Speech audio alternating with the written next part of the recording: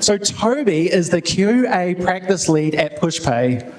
He has over 25 years of experience in testing.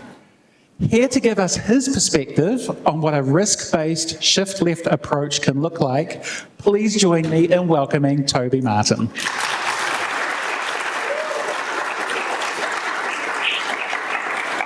Kia ora, good morning. Before I get too far into this, stop automating. Well, as I said, before I get too far in, I wanted to take a very quick opportunity to thank Cami, Aaron and Prey for this opportunity to share my thoughts with you, mostly because I know that this is going to rub some people up the wrong way. And that's okay. But what I will ask is bear with me through to the end. I am hoping that there's a few gems in here that you can take away, apply, and get some value out of. So, who am I? Well, as you know, my name's Toby. I've been in the industry for 28 years, and I am the quality practice lead out at Pushpay. I actually started out as a test automation engineer, working on embedded systems, embedded microsystems, back when I actually had a chin. I've done a lot of other technologies, flight operations, very, very cool medical robotics. That was a fun time. And I'm now in SaaS payment solutions. Throughout my career, I have tried very hard to focus on quality, not just testing. So what I aim for is looking at the bigger picture of quality. Where are the bottlenecks? Where are the things that slow us down? And I want to share some of my thoughts, some of the learnings that I've had over the 28 years, and especially on a couple of things that still bother me. I have seen a great many technologies come and go over the years, and we still have a few of these things hanging around that I wish would go. So hopefully we can tackle some of that today as well. So I'm going to cover two topics. Some industry problems. No one likes to hear about the problems, but we're in QA, that's our job. And then I want to talk about providing value. Now you'll hear me use the word value over and over. There's a reason for it. So, industry problems. We are a young industry. Now, to talk about these problems, we actually have to go back in time a little bit and look at the history of software itself. So back in 1948, we started writing software. And at this time, there wasn't any QA. Like most industries, QA is always late to the game. People build products and then they decide, whoops, hang on a minute, we better make this actually usable to our customers. So 1948, we started writing the first software. It took another 10 years before the idea of having a testing team, of actually formalizing testing of software. It was another 20 years before we decided that, hey, let's not just test the software, let's check it against a set of requirements that the customer wants. This is where our first problem actually starts to arise in requirements-based testing. You see, functional testing requires that you have code already written and then you test that against a set of requirements. Most often in a timeline that has already been squeezed, when you're rushing around and you're trying to fit in thousands of tests at the last moment. There was a study done a while back on what it costs to find an issue in code. And as you can see, and I'm hoping most of you have already seen this graph somewhere over time. It should be reasonably well known. But the minute that you get past coding, The idea of testing software becomes more and more expensive. God forbid a customer finds an issue, because that's going to cost you 600 odd times what it would have done had you caught it earlier. Now, this is the first problem with requirements-based focused testing. You're waiting for that code and you're testing it in the most expensive part of the cycle. But unfortunately, it's not the only issue. There is another issue with requirements-focused testing, and that is quite simply, it leads to bias. I always catch myself at this point in the speech because my full name is Tobias, and I keep going. So, this idea of bias, when you are focused on a set of requirements, your testing in your brain is naturally going to go towards testing the requirement and just the requirement. That's what I have to do, check the box. Requirement's done. Oops. Accidentally going backwards on you. The problem with that is you miss all of the other stuff that the code is doing. Okay? Your focus, when it's on a requirement, doesn't see the impact to the rest of the system. Your focus doesn't think about what are the other things in the requirements that weren't written down in the first place.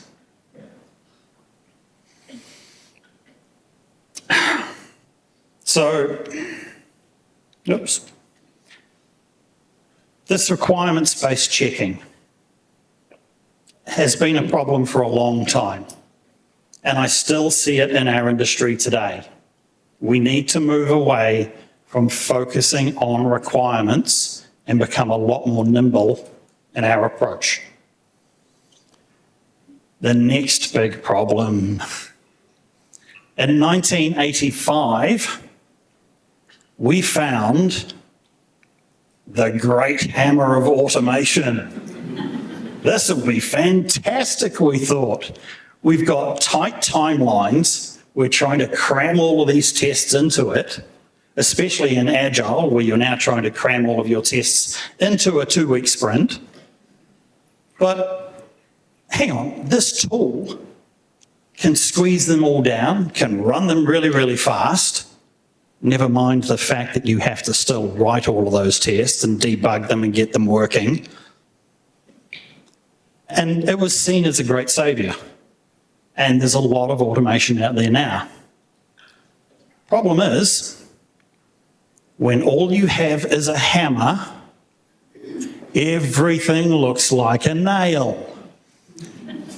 And we've been going down this path since 1985 as a young industry with our nice little hammer, and we're trying to hit every single thing that we can with it. Now, to be clear, and so that some of the sponsors of this conference don't lynch me at the end of this talk, there is nothing wrong with automation. There is nothing wrong with automating a test. If you want to build a regression test, go for it. It's valuable, it's worthwhile, and there are a great many tools out there that do a good job. But you have to remember that they are a tool for a specific job. When you try and apply automation to everything, that's a problem. When you rely purely on automation, that's a problem. And it's a problem that I still see in our industry today.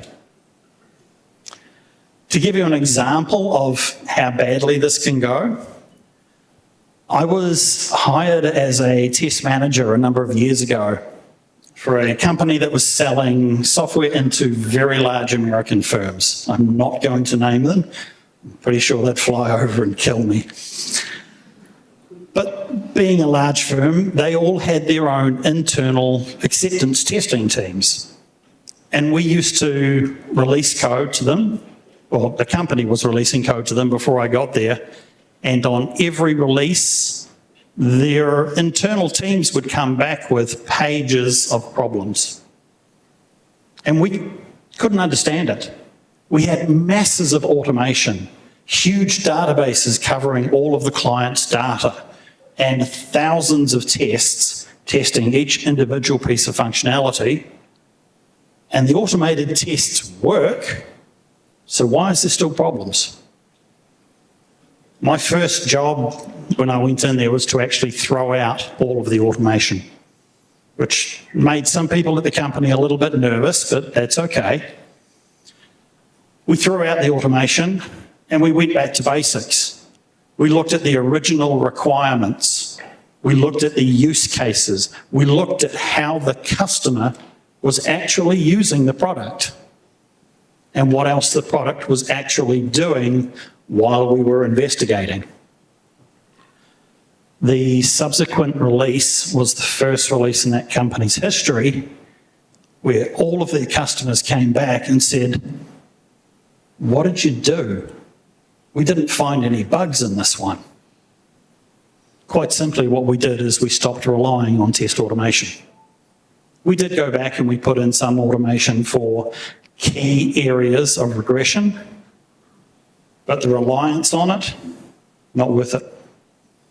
You see, the real superpower in the world of testing is not an automated tool, it's you. Every single one of you. Your ability to think, your ability to reason, that ability that you have inside of you to go, I wonder what happens if I do this. And then look at the result and follow that through, investigate.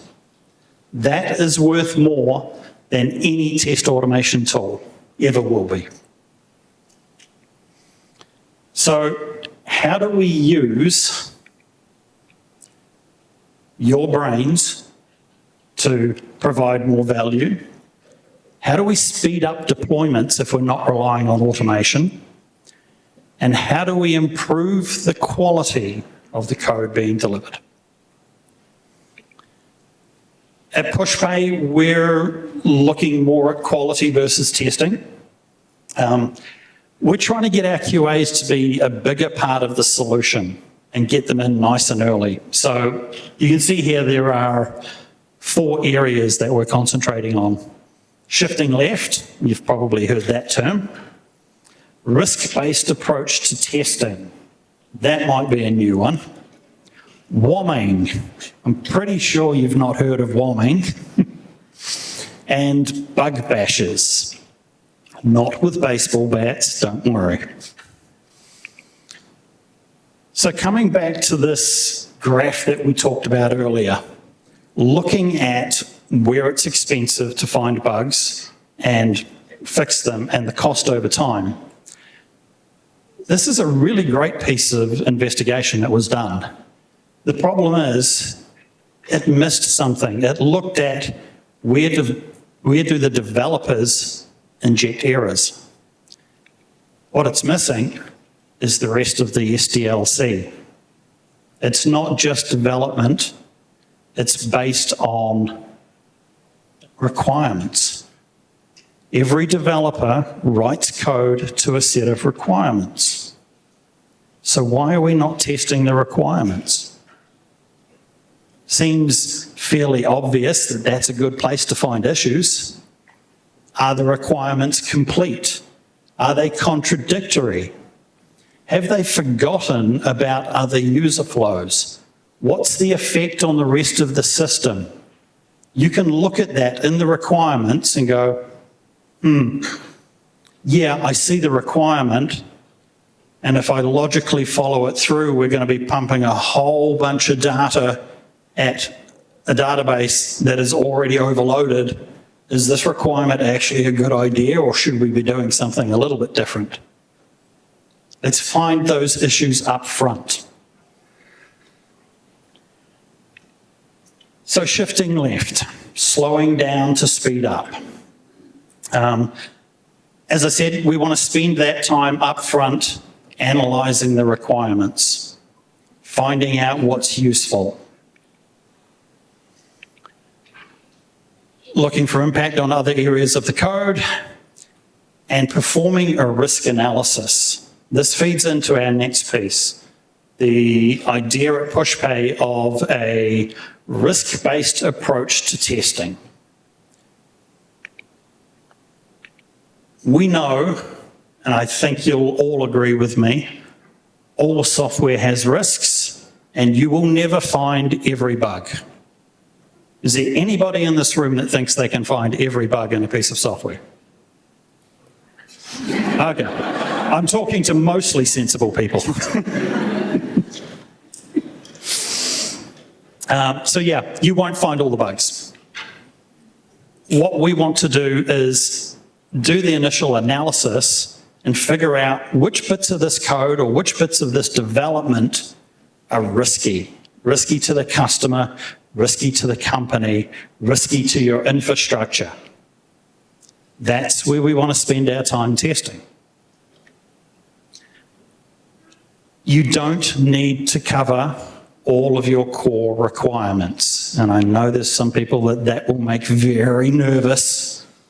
But if you're doing investigative testing, you're going to run through those core requirements anyway. And trust your development team. They should not be making simple mistakes in the core requirements. You should not be writing tests to cover them. And if your development team is making simple mistakes in the core requirements, I would suggest you have a problem in your hiring practice. But generally, developers don't come to work to make mistakes. They come to work for the challenge and to get things right. Give them a little bit of trust. The other thing you want to think about is, in terms of risk and finding bugs, is it better to go chasing tiny little risks, tiny little errors, spelling mistakes, or is it better to go and find out that putting some data in a database is going to crash the entire system? I'm okay with a spelling mistake on screen coming back from a customer. I'd much rather take that call than what happened to our entire system.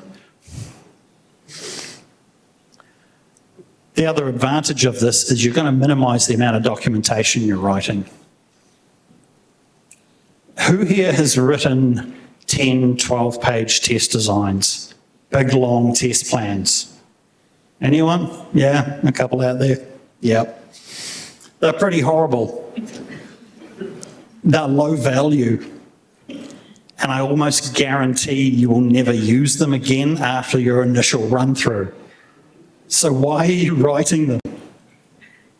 Do your testing, do your investigation, have a lightweight document up front that says, this is what I'm going to be testing. This is what I'm looking for. These are our areas of risk. And then document what you actually tested. That's far more valuable than 15 pages of test designs trying to cover every single individual little point. WOMing and peer testing is the next thing that we do. If you've been in the quality game for long enough, you've raised an issue somewhere and heard this term come back to you from a developer. Works on my machine. We're not shipping your machine though, are we? And that's what WOMing is. We flipped it on its head. When a developer has finished the initial piece of code, we go and sit with them. Okay, cool. Show me it working on your machine. Show me what you have tested so far. Talk to me about your unit tests. And most importantly, from a coding perspective, from a developer who knows the system better than you do, what risks do you see that we may not have thought about? Now, this requires a good amount of communication with your development team, which is another really important skill. Getting to know your developers, getting comfortable enough to sit with them and go, show me what you did. I'm actually interested. You will learn about code. They will learn about testing. especially when you talk to them about what test did you run? And they run through the really simple stuff and you go, well, did you think of anything else? That's a good opportunity for everyone to learn. And it instills in them the idea that they need to be thinking about quality as well. Quality is everybody's responsibility. And the last one is the bug bash. I love these ones because it gets everybody involved. A bug bash is not quite what it sounds like. We're not running up the code and doing a deep dive to try and find as many bugs as possible. We find bugs, that's fine. But the idea here is to get people from outside of the team, management, product, other developers, grab the barista from down the street, I don't care. They will have a different view on it. As I said, we're not looking for bugs, we're looking for how do all of these different people use the new piece of functionality. Because we've written it and we've tested it to the best of our abilities without bias, but there will be bias in there. Because you know the code, you know how it's supposed to work. Pull in somebody who doesn't know how it works, put it in front of them and say, have a go. And quite often you will find nice little edge cases that nobody's even thought about. So, in conclusion of all of this, stop automating. Please, stop relying on just the requirements. There is so much more that you can do to provide value. You're an incredibly smart group of people, and sitting there checking boxes of requirements is a waste of your time. You can do a lot better. A lot of this has come from my own experience over the years, and more recently, I discovered a course called RST, Rapid Software Testing. If you've not seen anything on RST, I highly recommend you go and have a look at it. There is a book coming out November this year. Michael Bolton and James Barker writing a book on the RST process. Really looking forward to that. Elizabeth Hendrickson's book on exploratory testing, another great book to have a read of. And finally, if you do have any more questions, or you're a hardcore automated tester and you just want to throw things at me, I'll be available in the breakout after lunch, or you can find me on LinkedIn. Thank you very much.